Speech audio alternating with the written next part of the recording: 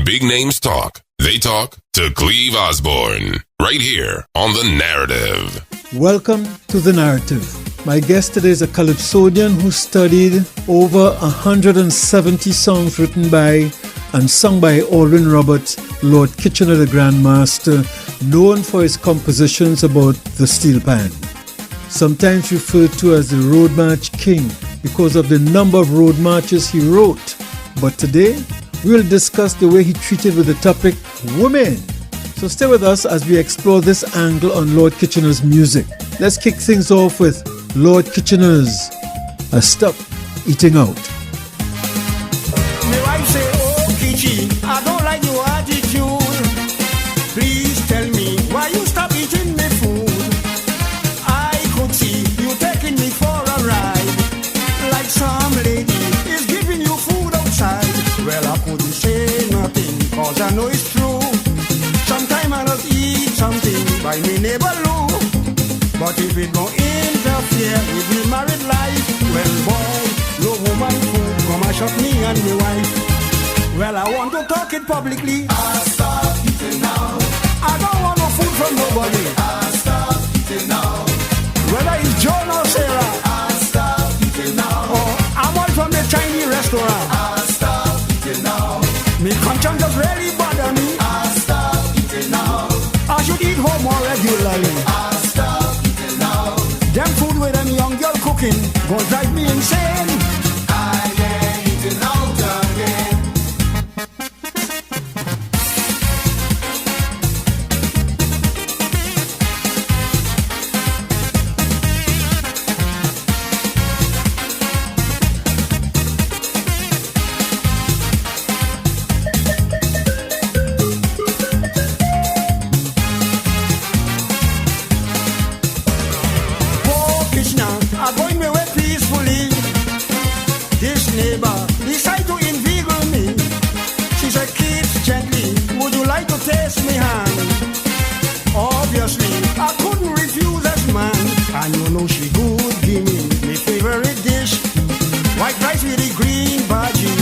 And saltfish, me mouth start to run water, me lip turn it white. You know, I couldn't resist, I was to take a bite. They could give me rice and gob. I stop eating now. Mousy kawabi and koskoro. I stop eating now. They could give me beans and pak choy. I stop eating now. Arima dashing and morocco. I stop eating now. They could give me fish and farine. I stop eating now. San Fernando, Conch and Christophe. I stop eating now. Well, this set of outside eating go addle me brain. I ain't eating out again.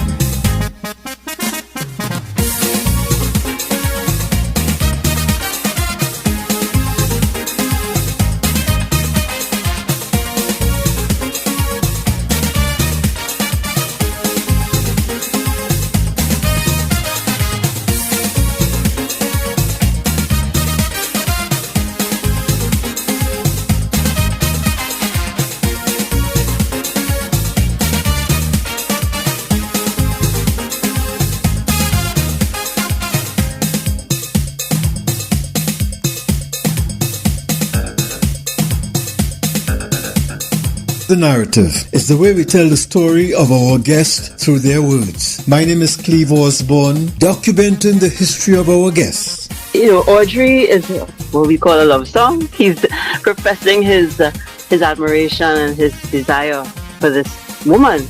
You know, in my research, I really focused on Kitchener's tunes about women, right? Yeah, well, I wasn't crazy. I was more like a sportsman, you know. My father is a Chinese man, my mother from Venezuela. Their story in their own words, right here. And I ended up playing bass for a four-piece combo there. The lead instrument was a steel pan. And you're looking at your family and stuff, and it brings such joy to your heart that you're saying, once I have these people around me, this is going to make me happy. The Narrative, documenting the history of our guests, their story in their own words, right here on The Narrative. Stay with us. That's coming up right after this. Are you a steel pan lover? A pan jumbie? Are you looking for a special gift for you and your pan jumbie friends? PanJumbiestore.com has just the thing. We have steel pan theme items specially designed with you in mind. Clothing, accessories, mugs, and even drink tumblers to hold your favorite drink at that next pan line or event. Check out Pan Jumbie Store at panjumbie.com. That's PanJumbie.com. And follow us on Facebook and Instagram at Pan Jumbie Store, or simply search for us using the handle #PanJumbie. PanJumbieStore.com. Steel pan themed clothing and accessories for the steel band lovers worldwide. When big names talk, they talk.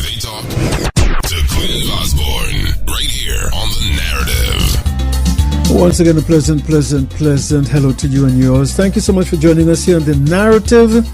And today the narrative is going to be a little different. We're not documenting the history of our guests, but we're really having a discussion. It's an education for me, actually, on the way Lord Kitchener treated with women in his Calypsos. My guest is Gillian Moore, and she goes by the sobriquet Fire Tender, and she did her studies and research on Lord Kitchener's music. So, Gillian Moore, welcome to the program. Oh, thank you so much. It's a pleasure to be with you. Thank you. Greetings to your listeners as well. Sure. Growing up, we sang songs like Gina and Dinah. It was only when we became adults we realized, oh, wait a minute, we're singing about prostitution. Yeah. So today you're going to give us some information and give us a little education on certain calypsos that Lord Kitchener did and how he discussed women in his calypsos. So let's discuss Sugar Boom Boom by Lord Kitchener. Still a favorite? Sure. Yes, one of the classics of his whole repertoire. Yes. You know, it was a big international hit for him, and especially even in West Africa, where that song really resonated because of the beat and also because of the content. Why the beat and why the content? Well, the beat, that was around the time of high life music emerging, and the similar rhythms and experimentation that was happening on both sides of the ocean. Yes. Mm-hmm. Calypso has African roots, so it's not any stretch for, the music to be accepted there. Right. But yeah, Audrey is what we call a love song. He's professing his admiration and his desire for this woman. In my research, I really focused on Kitchener's tunes about women, right? Mm-hmm. And in that research, I found 174 or 75 tunes that discuss women. And out of those, it's really rare for him to mention a woman's physical attributes. This is one of the few times he actually does that. Okay. He's normally talking about the way they dance or about their character.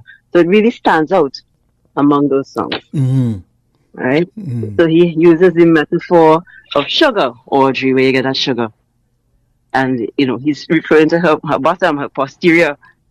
And he's saying that she is so sweet. So he builds the tune around that metaphor. Which is why it would resonate in Africa. There you go. You understand. Right. One of the things from West African culture that survived the trip across. Right? Yes. So Good point. They couldn't take that away. No. He's using the sugar metaphor, but he's also using sexual allusions. Like, he's talking about how she makes him feel 10 feet tall. When she wiggles, she puts him in trouble. And how she tortures him. So it's this passionate feeling, for her body and the way that she moves, as if she's worked voodoo on him. And he's also being rather possessive, because he's saying, let no man touch my sugar. Okay. All right, let's listen to the classic Sugar Boom Boom.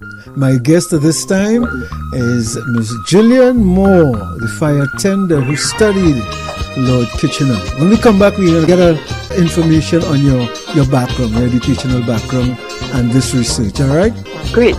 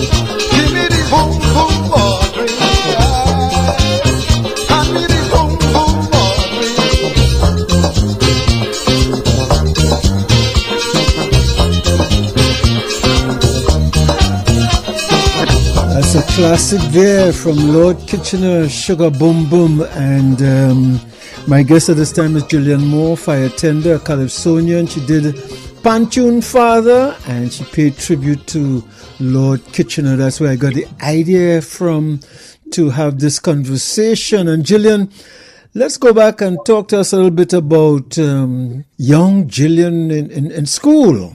Did you sing in school? Oh yeah, I grew up singing. I was into the arts, visual arts and acting, singing, all of that. I didn't go to school for that though.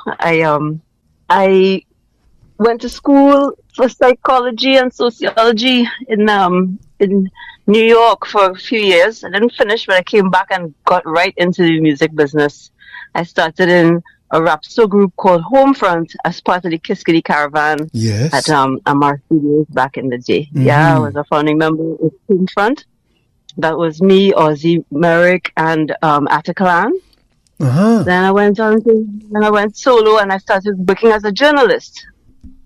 Began to meet so many creative people with so little avenue for putting on their performances that I started a platform in 2005 called Songshine, which is a space for writers, poets, singers, musicians, all kinds of creative people to come and present their work in front of a warm audience, you know. That's still going on to this day. And based on that Songshine, after the first few years, I went back to university at University of West Indies to do a arts management course. Fast forward to a couple years ago, I finished my master's at UTT in Carnival Studies. And that program was designed by Mighty Chalk Dust, none other than Mighty Chalk Dust. He was able to, sit at his feet, so to speak. And that was an invaluable experience because it led me back to Calypso. And I've been singing Calypso for the last 3 years at Calypso Review, which was actually founded by Lord Kitchener. Yes. So what inspired your thesis, right? Your thesis was on Lord Kitchener's work? Yes. So, Chucky was always encouraging us, saying that no one had yet done their thesis on Kitchener. And I mean, it it's such an awesome thing to contemplate, because with a 70-year career in music, you could have looked at any aspect. I didn't know which angle to take. You could have looked at Kitchener's Calypsos about historical events, or about I could have looked at his own life, Orvin Roberts' life, but I decided to focus on songs about women, thinking that I knew some of them, and I'll be in good shape there. But when I started digging, I realized the magnitude of the endeavor, because it was really a lot of songs. It was a very rich source of research, and it has kept giving up to now. Yes. Mm-hmm. So Kitchener, he discussed women in his songs, and he had different themes to his songs. This next song I have scheduled here is Kitch Have No Season. Right. Talk to us about Kitch Have No Season. Well, you're right. I mean, he does look at women from many different angles, and in this one, this is a device that he has used several times, which is, he actually wrote the song from the perspective of the woman. So it is as if the woman is speaking, and the woman is his wife speaking to his mother. So it's this intergenerational conversation, this intergenerational thing of one woman to another, and she is complaining to his mother how terrible he is. She's complaining about his sexual excesses and how he wouldn't leave her alone when the night come. Even when she says no, she begs, she pleads. He says, he just ignores her and has his own way. She calls him a brute, a dog, a scamp, a beast. And she's saying that, dogs have a season, cats have a season, but this dog Kitchener, he had no season at all. Right. All right, let's listen to Kitch Have No Season. And my guest is Gillian Moore, who studied the music of Lord Kitchener, Orvin Roberts.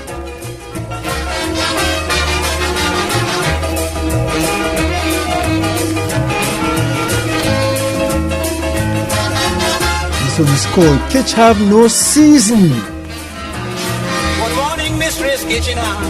I come to tell you the truth. I don't care if you cuss me, but your son is a brute. And if he continue this business, he gon' kill me sure. Madam Kitchener, I can't stand the pressure no more. How hard the season, both hard the season, cat hard the season, and it's done for reason. I coming like rampant Eskimo, a fuss are getting small. Mama, yo, this man Kitchener, he ain't had no season at all.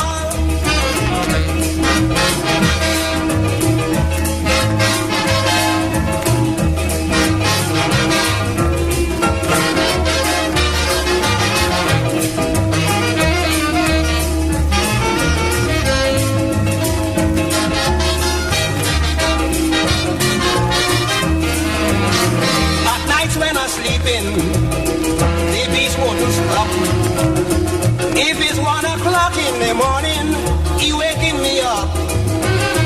Don't care how I plead to the fella, don't care what I say. He will just ignore me completely and have his own way. How hard the season, both hard the season, cat hard the season, and it's done for reason. Coming like rampant Eskimo, a fuss are getting small. Mama, you this dog Kitchener, he ain't had no season at all.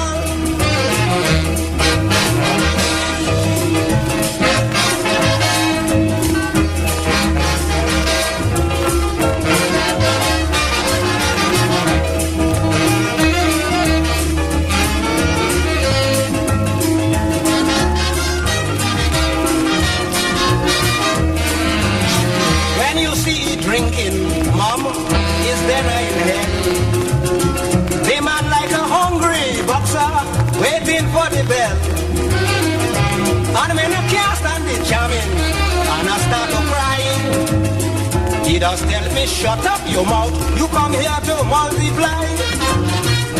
Cow had a season, goat had a season, cat had a season, and it stands for reason. Hey, I come in like Rappel Tiskino, I was getting small.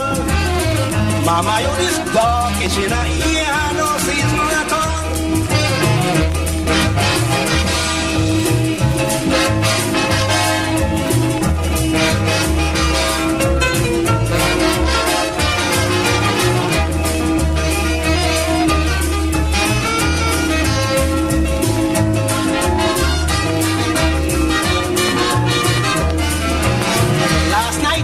Midnight, that was bacchanal. Though it was distressing, it was comical. When I see the man intention, like he want to repeat, I get up and I run with midnight gong, down in Charlotte Street. Cow had a season, goat had a season, cat had a season, yeah, and it stand for reason. I come in like Rampel Tiskino, I was getting small. Mama, you them scam kitchen, yeah, no season at all.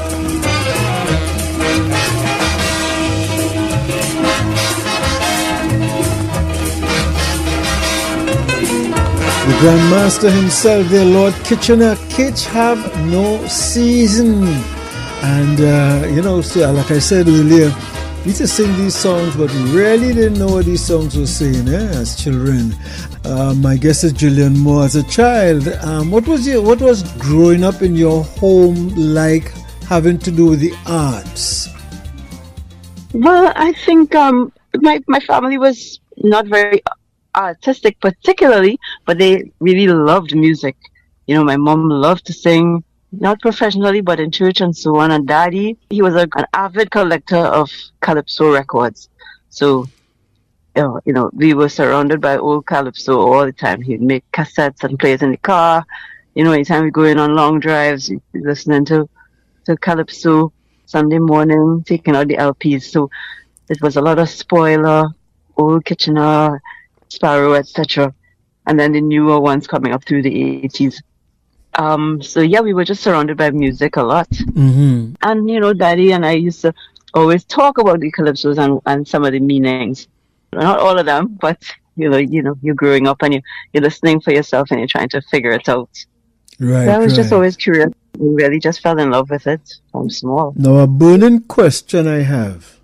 Since you had, your father was a collector and he collected different Calypsos, and like I said earlier, a lot of times I didn't know what I was singing. Did your father ever tell you, don't sing that song?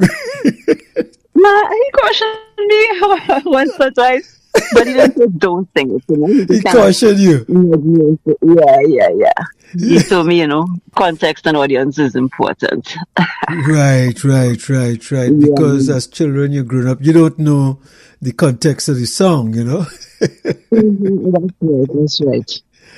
Yeah. Right. All right, we are discussing the music of Lord Kitchener here, and I tell you what I have to do. I have to go into a commercial break, so stay with us, folks, and we'll go into this commercial break, and after the commercial break, when we come back, we'll be joining Gillian Moore again right here on The Narrative. Stay with us.